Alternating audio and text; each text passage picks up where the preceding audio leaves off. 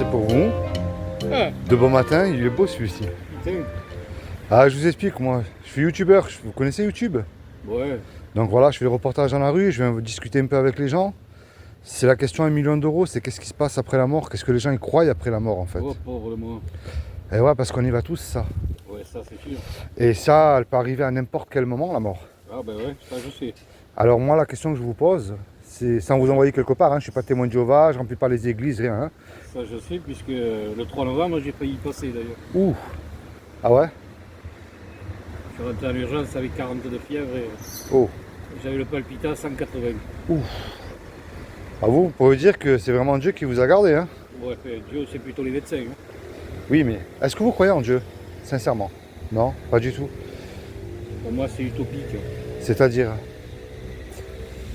On croit, tout le monde croit en Dieu. Enfin, Dieu, lequel?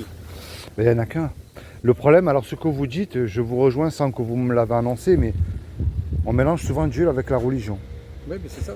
Alors pour moi, la religion, je ne l'encourage personne à aller dans une religion, parce que la religion, c'est les hommes qui s'accaparent, si vous voulez, ce créateur ou cette intelligence pour dominer sur les autres hommes. On va dire c'est comme de la politique, hein, un peu. Et c'est des robots, on prend la même heure qu'eux, on va au même endroit qu'eux, on pense comme eux. Si vous n'êtes pas comme eux, on vous juge, on vous chasse. Je vais aller plus loin, voire l'extrême, on vous tue. Ça, c'est la religion. Ah oui, ça, ben, de toute façon, On est d'accord sur ce point-là. la plupart des religions, ils sont comme ça. Voilà. T'es pas comme moi, t'es pas comme moi, t'as Exactement. rien à faire avec moi, quoi. Mais regardez bien maintenant, prouver que Dieu existe, c'est facile. Moi, je vous mets au défi de me prouver que Dieu n'existe pas, par contre. On ne peut pas le prouver, ça. Regardez bien, votre bouteille d'eau qui est en plastique, là. Quelle est la preuve que quelqu'un a fabriqué cette bouteille d'eau? Ben, c'est la bouteille d'eau en elle-même. Imaginez que je vous dise, ben, vous voyez, monsieur, là, cette bouteille d'eau, là, ben, c'était un caillou, et puis au cours des milliards d'années, ça a évolué, c'est devenu une bouteille d'eau.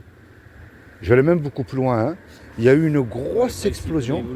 Ouais, mais regardez, je vais aller plus loin. Il y a eu une grosse explosion. Pour moi, une explosion ne construit rien, détruit. Et boum, le plastique s'est formé tout seul, l'étiquette est apparue, le bouchon, vous allez dire, il est fou celui-là.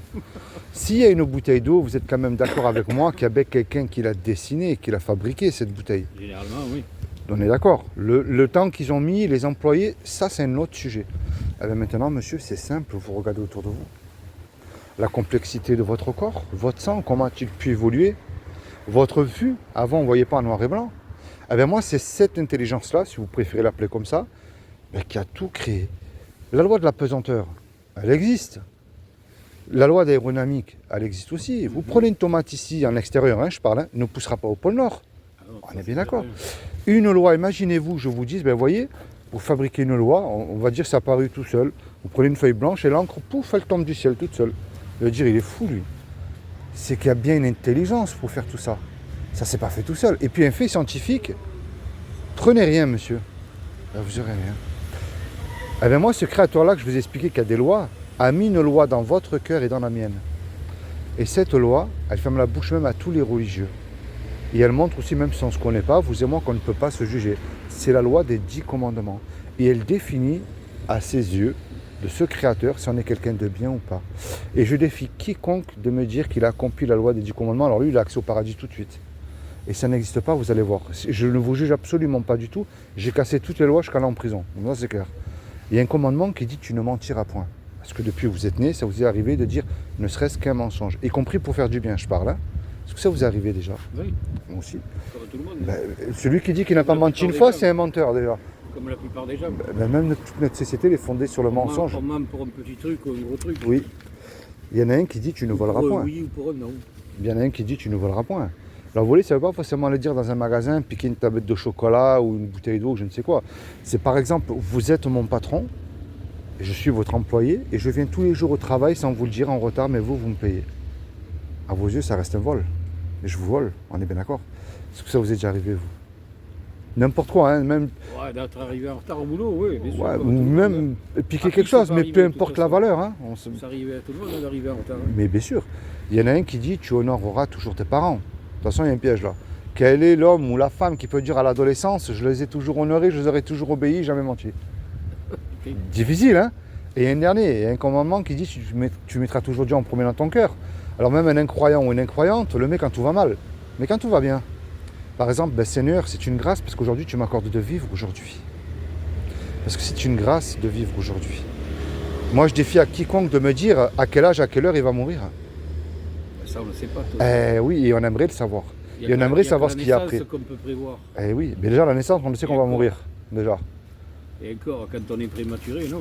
Oui, mais je défie quiconque de me dire ce qu'il y a après. On aimerait savoir aussi. Et ça fait peur. Et il y a un dernier, un commandement qui dit... On sort tous d'un trou pour aller dans un autre trou. Ouais, mais regardez bien. Il y a une chance sur 1 million, je crois même beaucoup plus, de gagner au loto. Ou au tiercé, ou à ce que vous voulez. On me dirait, si vous ne jouez pas, vous avez économisé 1 euro. Mais il y en a qui jouent parce qu'ils croient qu'ils vont gagner. J'en connais un comme ça. Ouais, mais imaginez qu'il y ait une chance sur 1 million, que ce que je vous dis depuis le début est vrai. Ça vaut non seulement la peine d'écouter, mais en plus de se remettre en question et de réfléchir tout seul. Il y a un commandement, c'est le dernier, celui-ci, qui dit tu ne commettras point d'adultère. Mais Jésus a dit, quiconque, c'est-à-dire vous, moi, le voisin, le pape, qui vous voulez, qu'on a regardé une femme, ne serait-ce avec de la convoitise, un désir, ou même une image pornographique, ne serait-ce qu'une fois, on a déjà combien d'adultères dans notre cœur. Vous voyez que le pape, il n'a pas regardé une bonne sœur de Corneille pour la convoiter. Vous croyez que nous-mêmes, on n'a pas fait ça ne serait-ce qu'une fois aussi? On est tous comme ça. Même la société est basée sur la convoitise aussi. Alors, on va rester sur la loi pour l'instant. Si Dieu est juste, parce qu'on me dit que Dieu est amour, je ne le nie pas, bien sûr, il nous aime. Parce qu'il nous a créé. Un créateur, il aime ce qu'il crée. Un pâtissier, il aime ses gâteaux. Même si c'est fatigant. Hein. C'est Dieu qui nous a créés alors. Eh bien, vous allez voir. Au moins, vous aurez attendu une bonne nouvelle le bon matin. Est-ce que vous êtes coupable à ses yeux ou pas, à votre avis, là, sur la loi? Sur la loi que je vous annonçais là. Mais on est coupable, vous et moi. Et nous méritons, et c'est dur ce que je vais dire. Mais, on mérite quoi, d'être puni? Eh oui, on mérite l'enfer. Parce que regardez bien, il n'y a personne qui peut dire qu'il a accompli cette loi. Et puis, je vous rassure aussi, de nos propres forces, on ne peut pas l'accomplir, c'est pas possible. Ce n'est pas possible. Il y en a qui disent oui, mais je mens pour faire du bien parce que je ne veux pas faire souffrir une personne. Mais imaginez-vous, vous m'avez parlé, vous étiez malade quelque temps. Et moi, je suis votre médecin. Et je sais que vous allez mourir dans 1 mois, je ne vous le dis pas, mais il y a quand même un remède pour vous guérir. C'est pas bien si je vous mens sur ça quand même. On est bien d'accord? Ouais. Et en sachant que je ne veux pas vous blesser, vous dire que dans 1 mois, vous allez mourir.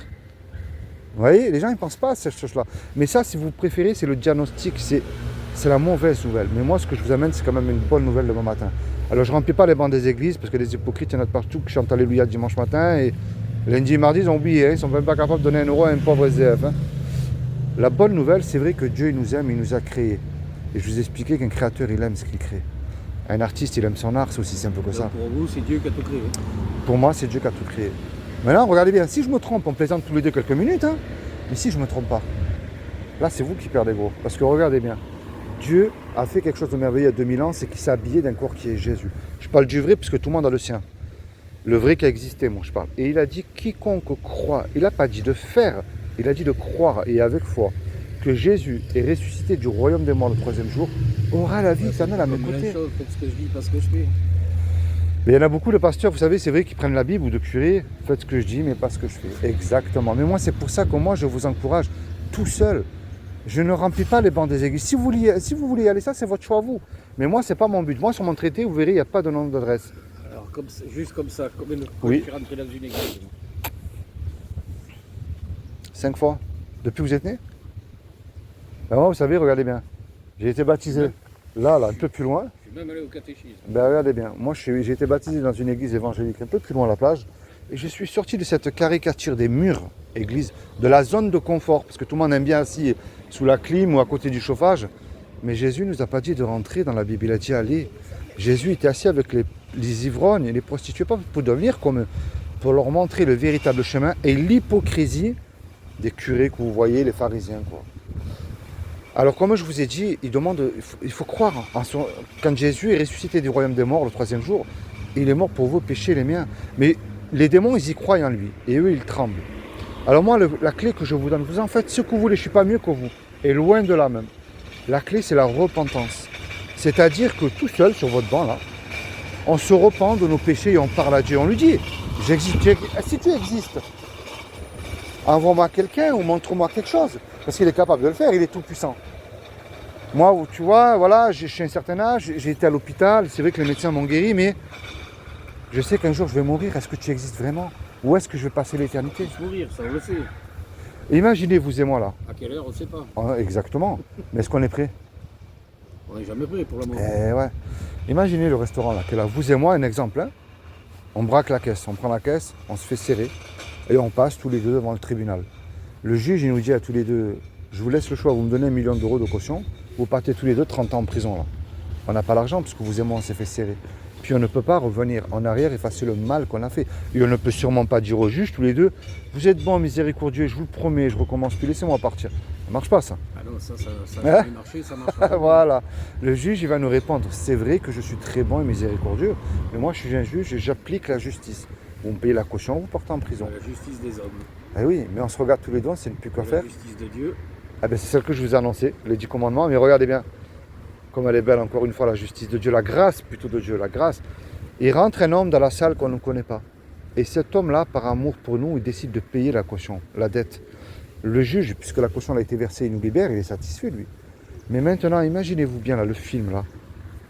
Cet homme-là qui a payé la... Film de science-fiction. Non, mais imaginez-vous vraiment être dans le film, sincèrement. Cet homme-là, il se présente maintenant en retour devant vous. Qu'est-ce que vous allez lui dire à cet homme-là qui a donné la caution pour vous? Merci, au moins. Ouais, voilà. Si vous demandez un service, j'espère bien que vous allez lui rendre ce qui est normal aussi. Vous voyez cette image que je viens de vous donner là? C'est ce que Jésus a fait pour vous sur la croix il y a 2000 ans. Et ce qu'il vous demande, monsieur, et c'est ce que je mets le point sur ça, c'est pas une religion. Il veut une relation personnelle avec vous. Pourquoi je dis relation personnelle? Parce qu'on ne se connaît pas, vous et moi.